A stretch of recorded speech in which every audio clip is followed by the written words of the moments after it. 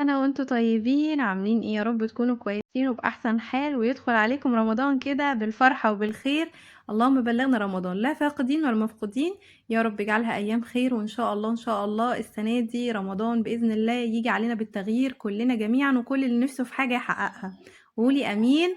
ونشوف بقى فيديو النهارده كده مشتريات رمضان تقريبا كده. يعني انا اخر واحده عملت فيديو المشتريات دوت، بس عايزه اقول لكم انا كانت عندي من بدري، يمكن من قبل الدراسه اصلا.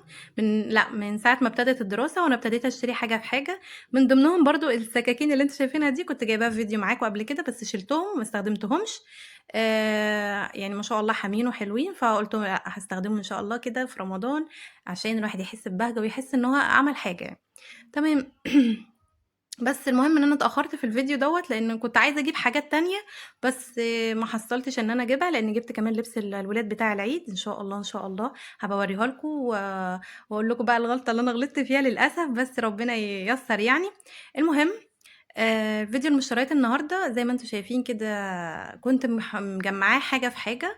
كل ما الاقي معايا فلوس كل ما اقول لا انا محتاجه ده، وكتبت ورقه وقلم. لو انت عايزه اي حاجه في الدنيا، عايزه تجددي في البيت، في المطبخ، في مشتريات، عايزه تجيبي اي حاجه، هاتي اولوياتك، هاتي الحاجات اللي انت عايزه تستخدميها او محتاجاها في المطبخ.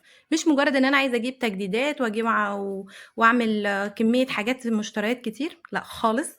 لازم تجيبي الحاجات اللي انت محتاجاها، بالعكس هتفرحك اكتر كمان من ان انت تجيبي وتكبسي في المطبخ وخلاص. وتعودي ان اول ما تجيبي تشتري حاجه جديده لازم تطلعي حاجه من المطبخ. اشتريتي هدوم لازم تطلعي حاجه من الهدوم اللي عندك، عشان ربنا يكرم وتبقى داخله عليكي بالخير. لان الحاجه لما بتيجي على حاجه وبتفضل تتكبس ليها طاقه وحشه. فمش ما يعني ما تبقاش كده ايه اللي هو ما تستخدميهاش او تضايقك او تبقى في كركبه عندك في البيت، لا. انوي النيه ان يا رب ان شاء الله اول ما تكرمني بالحاجه الفلانيه اللي انا عايزاها دي، انا ان شاء الله هطلع مكانها كذا. تمام. فبتبصي تلاقي ان حاجه بتزيد وبتجيبي وبتوفي. المهم انا اتكلمت في نقطه بس انا كان نفسي اقولها لكم قوي. بس كده خلينا نشوف المشتريات مع بعض. انا اشتريت حاجات من سنتر شاهين. بس كانت من بدري. جبت شاشه نوع عادي جدًا، بس إيه، هاستخدمها ولو ربنا كرم وطلعت حلوة هاقول لكم عليها. تمام. وجبت الأطباق دي كمان. الأطباق دي ما شاء الله اللهم بارك شكلها حلو أوي، وفيها زجزاج كده شكل الوردة. أنا برضه هاقفل لكم الفلاش شوية يمكن تبان. بس شكلها حلو أوي. كانت الطبق عامل 39 جنيه. تمام. كده بصوا هو مفلطح كده وشكله حلو قوي للرز بقى محاشي. شكلها هتبقى على السفرة حلوة قوي لو في ضيوف عندك او كده. انا جبت منها 4، الواحد كان عامل 39. قلت حلو برضو مكان السرافيس او كده. تبقى حلوة قوي في العزومات. تمام. دي كنت جبتها. انا مش محتاجه. انا عندي وموجوده عندي. بعد ما جبتها، طب انا جبتها ليه؟ قلت لا يعني وهي تنفعني برضو، ممكن اعمل منها طقم تاني غير الطقم اللي عندي. لما بيبقى فيه ضيوف عندي انا لازم بطلع الحاجات الاساسيات دي. فحبيت ان انا اجدد فيهم. تمام. بصوا بقى، اللي جبته فعلا وندمانه اني جبته مش عارفه جبته ليه، هي الفوط دي. الفوط دي كانت برضو من نفس المكان سنتر شاهين، بس هي حلوه مش وحشه ورخيصه يعني. كانت عامله الواحده 39 جنيه. تمام. بس اللي هو انا عندي، فانا جبت تاني ليه؟ انا لقيت ناس كتير قوي بتاخد بكميات وفيها علب وفيها حاجات، فحسيت ان اللي هو طب ما تاخدي لك واحده اتنين، يعني ايه المشكله؟ يعني مش هتخسر برضه. بس هي الخامة بتاعتها حلوة شوية، فيها سنة وبرة كده بتنشف، حلوة وكبيرة ومرتاحة. ممكن استخدمها للمطبخ لو لقيتها لا مش هتنفع للضيوف. ممكن اخليها للمطبخ او حاجة. تمام. جبت منها اللونين دول. لون الموف والفوشيا عجبني قوي بصراحة، احلى لونين. يعني كان في الوان تانية كتير بس بيج بقى وبستاج، وكان لون ايه تاني، ازرق وحاجات كده يعني. تمام. المهم كده رجعت لكم معلش بالمقطع تاني. الاطباق اللي جبتها دي كانت طبقين من البولات الصغيرة مع البولة الكبيرة. تمام. برضو زي ما قلت لكم جبتهم حاجة في حاجة، اللي انا محتاجاه بس هو اللي انا جبته، ما جبتش اي حاجة زيادة عن حاجتي. تمام. المهم جبت الطبقين دول. الطبق كان عامل تقريبا 10 جنيه، فجبت طبقين. الطبق الكبير البولة الكبيرة كانت عاملة 15 جنيه. اللي بقى اللي عجبني قوي بصراحة هو الطبق ده، شكله حلو، ممكن تحطي فيه رز بلبن، مهلبية بقى، حاجات تعملي فيها حاجات حلوة، شكلها حلو قوي. عايزة تستخدميها برضو للتسالي برضو هتبقى حلوة، بس المشكلة ان انا ما جبتش غير واحد، ليه ما اعرفش، ده ندمت عليها جدا. كان ممكن اعمل منها دايرة شكل كده ورق الشجر حوالين بعض، واعمل منها طبق تسالي، او طبقين 3 تسالي كده، كان هيبقى حلو جدا. المهم الطبق كان عامل 10 جنيه، فما تقولي لي ما جبتيش تاني ليه، اقول لك ما اعرفش. لو لقيت الراجل تاني يعني جاب منهم ان شاء الله هجيب. المهم كمان الاطباق دي حلوه قوي وشكلها شيك جدا، وفي اطباق تانية برضو شكلها حلو قوي. الطبق كان عامل 15 جنيه.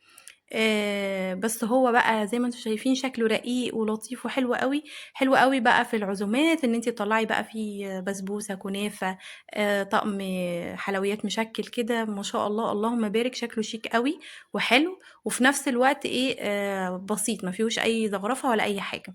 برضو الطبق كان عامل 15 جنيه. تمام تمام. بس كده. زي ما قلت لكم بقى، الحاجات دي انا طبعا جايباها على فترات، مش جايباها مره واحده. لان لسه في حاجات تانية انا كنت عايزاها ما جبتهاش. وعايزه اقول لك ان لو في حاجه انت لسه ما جبتيهاش ما تزعليش، وخشي رمضان بالحاجات الموجوده اللي عندك. وافرحي بدخلة رمضان. رمضان مش بمشتريات، وما تتخدعيش بالحاجات اللي هي على السوشيال ميديا او على اليوتيوب عامه.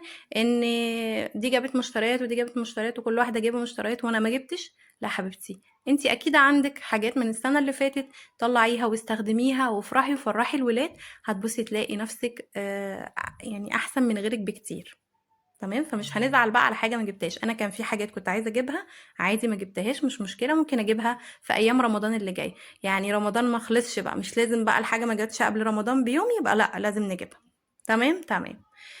كمان جبت الجاروف الصغنطوطي حلو قوي بالمقاسة بتاعته، صغير كده وشكله لطيف وحلو. المهم انا لازم عايزه استخدمه كده في ايه، ان انا ما يعني اي اوضه ادخلها يبقى معايا، هعمل بوكس صغير كده فيه المنظفات بتاعتي، وفي كمان الجاروف ده بكيس صغير الم بقى اي حاجه بتطلع من الارض في الكيس ده، بحيث ان ما يبقاش معايا حاجه كبيره. انا عندي اللي هو الحاجات الجاروف اللي بيبقى كبير. تمام. بس ده كان عامل 10 جنيه الجاروف البينك ده، شكله عجبني قوي، لونه حلو أوي. عشان اقول لك ان كل حاجه جايباها في وقت لوحده. بتاعه حلو يا حلو دي انا كنت جايباها من عند بيت بابا. انا وماشيه كده عجبتني شكلها عجبني ورحت جايباها. كمان مره تانية بنوتي جايه من المدرسه راحت جابت لي فرع الزينه ده برضو عادي، وانا عندي فروع زينه كتير يعني، بس هي حبت ان هي تجيب حاجه. خلي الولاد يشاركوا معاكي، خلي الولاد يجيبوا حاجه من مصروفهم، يطلعوا حاجه من مصروفهم، سواء في لبس العيد، سواء في لبس لبس الشتاء، لبس صيف، اي حاجه لازم يحطوا ايديهم. لازم يحوشوا، يلا عشان نحوش عشان نجيب زينة رمضان. يلا هنحوش ونجيب مثلا لبس العيد. يحطوا يحسوا ان ايه، هيحسوا بالمسؤولية، حتى لو ربنا كرمك ومعاكي لازم تحسيهم بالمسؤولية ان هم يحطوا معاكي. تمام تمام. بصوا بقى الكوبايات دي كانت ما شاء الله جميلة. انا جبت منها دستة، لان انا بيبقى عندي عزومات عدد كبير، فمحتاجة ان يبقى الطقم عندي كل واحد. جبت الطقم ده. كان عامل الستة كانوا عاملين 75 جنيه. ماشي. ما شاء الله الازاز بتاعها شفاف وحلو وشكله حلو. المية بتاعته لا يعني محترمة. شفت يوتيوبر تانية كانت جايباه ب100 جنيه، وكنت بتفرج على المشتريات بتاعتها بصراحة، اللي هو ايه اتبسطت شوية ان انا ايه ده، الله انا جايباه ب75، هي كانت جايباه ب100. ربنا يبارك لها ويهنيها بيهم يا رب. بس عارفة الاحساس ده بقى يعني ما علينا.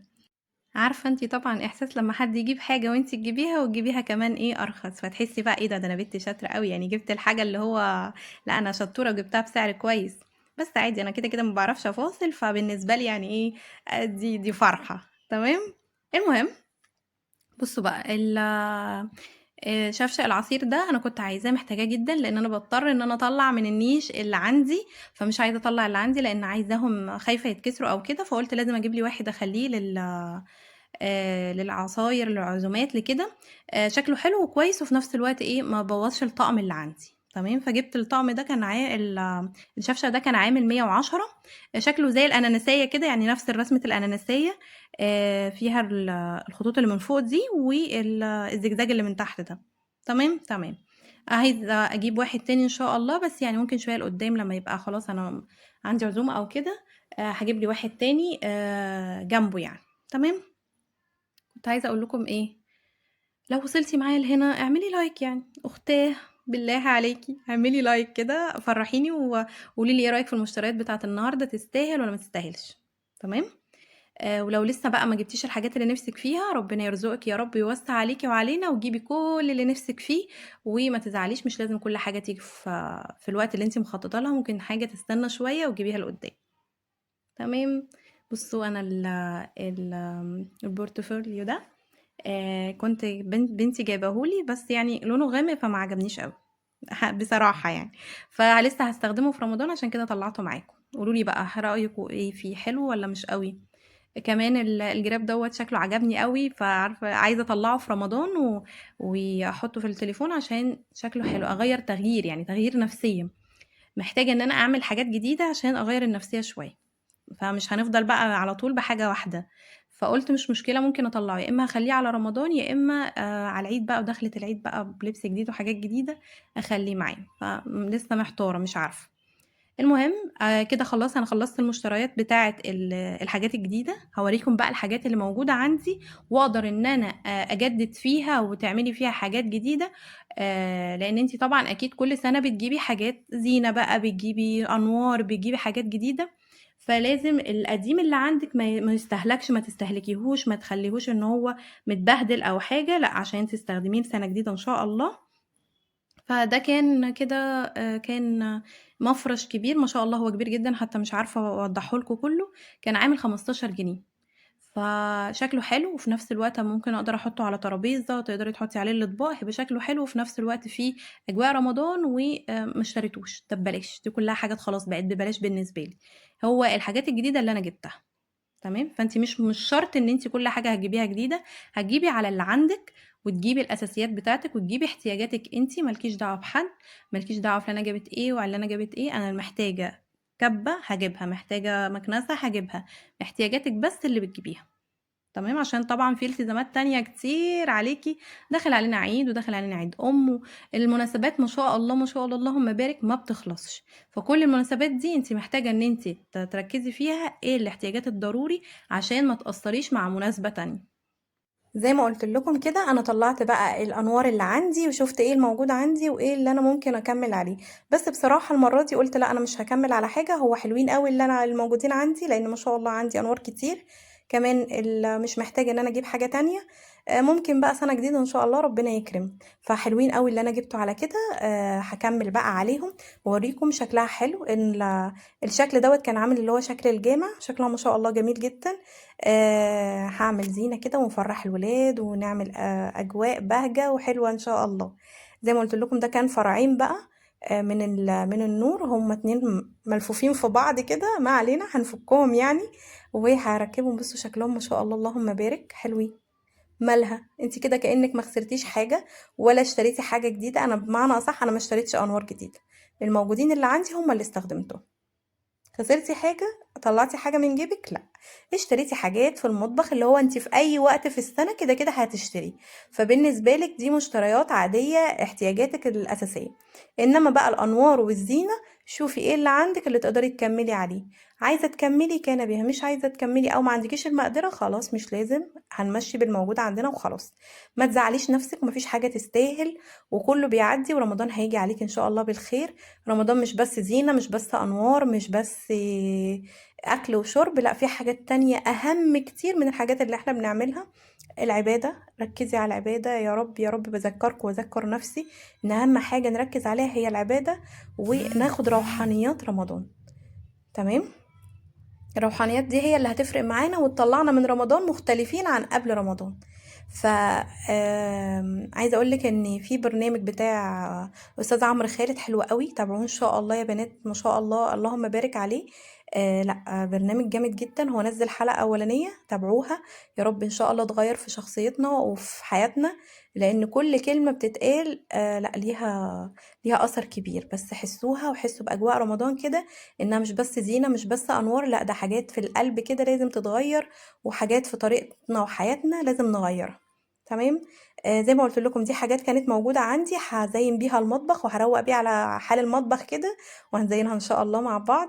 يا رب الفيديو يكون عجبكم. بصوا بقى حاجات بسيطة حاجات من البيت مش مستاهلة اي افتكاسات.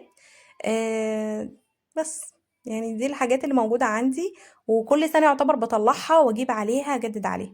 دي كمان هاعمل لها فكرة تانية، هي المفروض إنها فيها stand كده وتُقف على جنب، هاعمل لها فكرة تانية اخلّيها أحسن إن شاء الله.